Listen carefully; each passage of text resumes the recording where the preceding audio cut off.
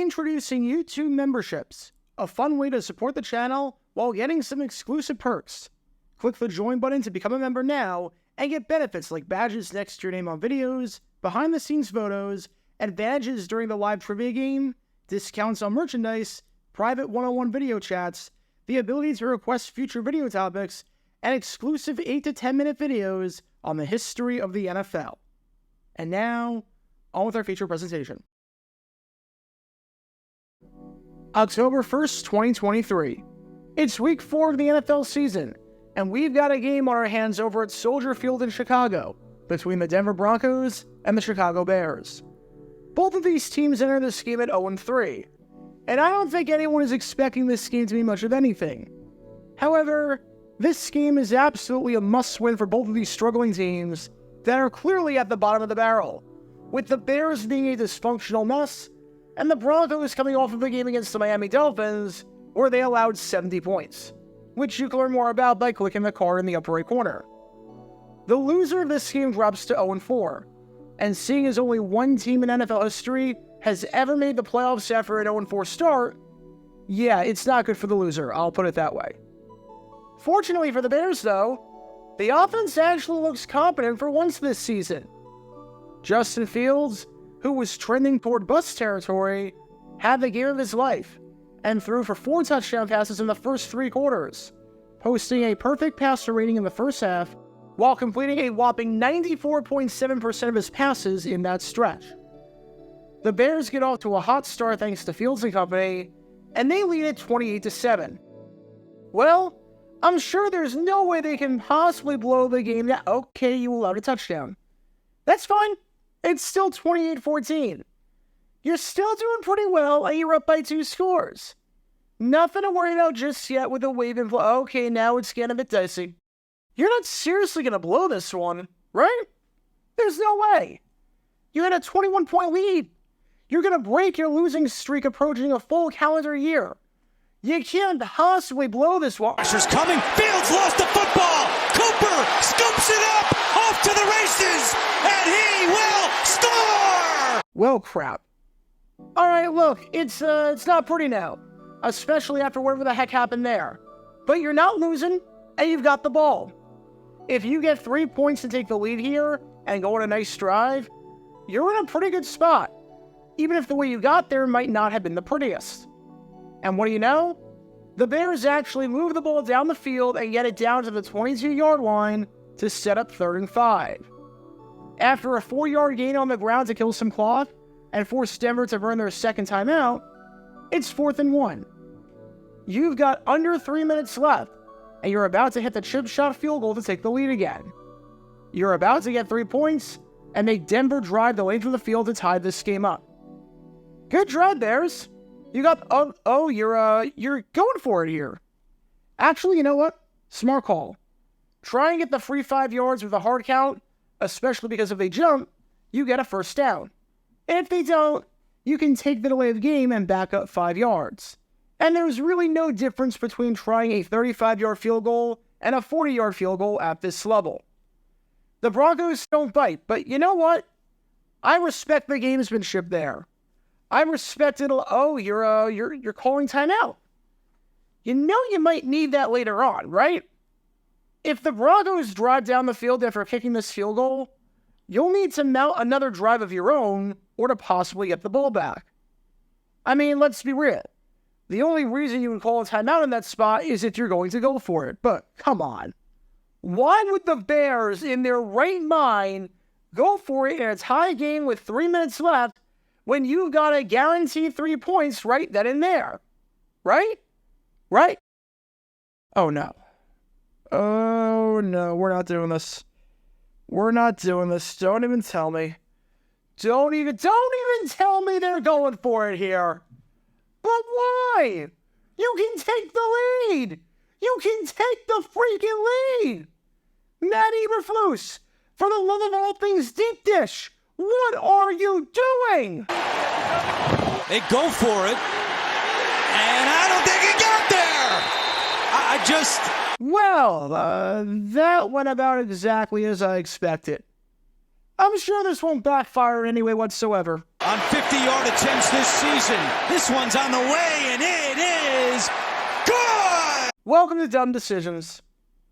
Before I break down what happened here, this whole series is about taking an in-depth look at decisions made during games that were clearly awful from the start. This isn't something to look bad in hindsight. Rather, this is something to look awful almost immediately. These are moves where your gut instinct tells you right away that there is no way this can possibly work. And sure enough, your gut instinct was smarter than that of an NFL head coach. And for this one, we're taking a look at the mind of Chicago Bears head coach Matt Eberflus. Well, the Bears play on Thursday Night Football this week, which means they have a long week coming up. And I'll tell you what, after the debacle that's been this entire disaster of a season, and after what has to be the worst eating decision of his entire career, which is saying a lot, I can absolutely see Eberflus getting fired by the end of the week if they lose to the Commanders in a few days. This play was absolutely inexcusable, as everything about this was just a giant mishmash of what not to do, to the point where you had to actively try to create a fourth down decision as bad as this one, considering the circumstances of the contest. So with that being said, let's take a look at why going for it on 4th and 1 in field goal range in a tie ball game is a really bad idea. And let's suppose that in this crazy world of hypotheticals, the play actually works. You pick up the first down. Alright, now what? Well, in all likelihood, there are two things that can happen. Number one, you don't pick up any more first downs, in which case, you have to settle for 3 points. So you're right back where you started. The next first down play, assuming the Broncos call a timeout right after the 4th down conversion, takes it down to about 2:45. The second down play takes it down to the 2-minute warning. The third down play takes it down to 1:15. And you kick the field goal, and you're up by 3 points, and the Broncos have to drive about 35 or so yards to get into field goal range with 1:10 left, which is more than doable. Number two, you wind up scoring a touchdown, because you're close enough after the first down that it's either a goal-to-go situation or a situation where the Broncos push you into the end zone if you get the first down. In that case, you're giving it back to the Broncos with plenty of time left to score a touchdown, because at worst, they'll have about 1:15 left to do it. Either way, the Broncos are getting the ball back. It's not a guarantee, but it's more likely than not that not only are they getting the ball back, but they're getting it back with more than a minute on the clock, with plenty of time to drive and get a touchdown or a field goal, no matter what you do. So good job, Eberflus. Your grand plan was to kill some clock and get the first down, so you can avoid giving it back to the Broncos at all. But either way, there's about a 95% chance that even if this play works, you're giving it back to the Broncos. It's like the kid who fakes being sick to avoid taking a test. Alright, you did that. It worked. But it just means you'll have to take the test the next day. It's not like you're getting out of that, even though your plan worked. So knowing that, and knowing that you're probably going to have to give the ball back to the Broncos anyways, which is the better move? Taking a chance on 4th and 1 out of the shotgun when the Broncos know what's coming? Or kicking the field goal and taking the guaranteed 3 points and getting the lead? You know what the worst case scenario is if you go for it on a 4th and 1? You're still tied up. Want to know what, in the worst case scenario, happens if you kick the field goal and get the 3 points? You're winning the game! You're winning the freaking game! Not only are you winning the game, but you're going up against a Denver team that had to punt on 4 of its previous 6 drives. You're going up against a Denver team that has scored on 3 of its last 9 drives dating back to their last game, which is not a lot. This Denver offense does not exactly look like world beaters in the last 2.5 games. And you're going up against a Denver team that has to throw the football, because they're not running in that spot. So that makes your life easier. You know what's coming. Which sounds better? Going for it, only to give the ball back to Denver anyways? Or just getting the lead and making Denver sweat and getting the 3 points? The latter sounds better. Anytime late in the game you have a chance to take the lead at a tie contest, You do it. You absolutely do it. Maybe there are some exceptions out there that I'm not thinking of off the top of my head, but this is not one of them. Either way, in all likelihood, the Broncos are going to have to drive 40 yards down the field with enough time to work with to get 3 points. So would you rather have them do it in a tie game or down by 3? Thought so. And if that wasn't that enough, the way that the Bears went for this was just atrocious in every sense of the word. So let me get this straight. You're going to try to draw the Broncos offside with a hard count and get the free 5 yards, which I have no problem with and was absolutely the right idea. There's no real risk there. Then, you're going to burn a timeout, which you might definitely need later on if you don't get this conversion and need to burn timeouts to try and give yourself the ball back. Or if the Broncos drive down the field and you need timeouts to get into field goal range yourself. Then, you line up to go for it after calling the timeout, thereby giving the Broncos defense, which had been on the field for 10 plays now, added rest and time to think it over? How does that make any sense? If you're going to go for it right away, that's one thing.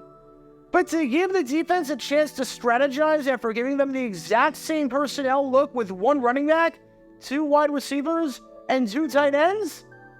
I mean, the way they're lined up is a bit different, but look at who's on the field on the fake play that they don't call with the hard count, and look at who's on the field for the real play, and it's the exact same people.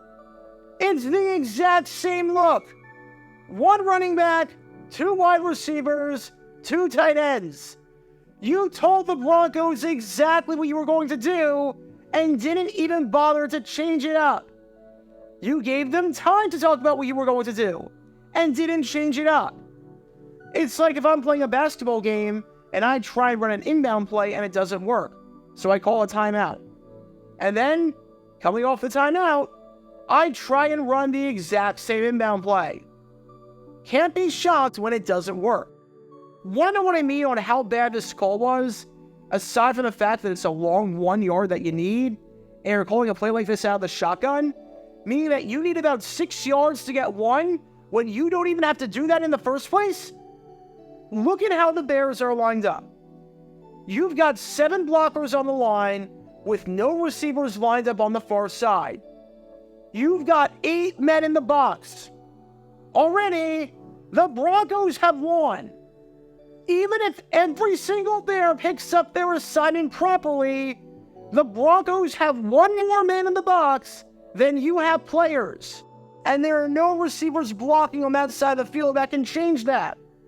So the only way for this play to work is for either your quarterback to block the free blocker, which is obviously not happening, or your running back out of the shotgun 6 yards behind the line of scrimmage to break a tackle.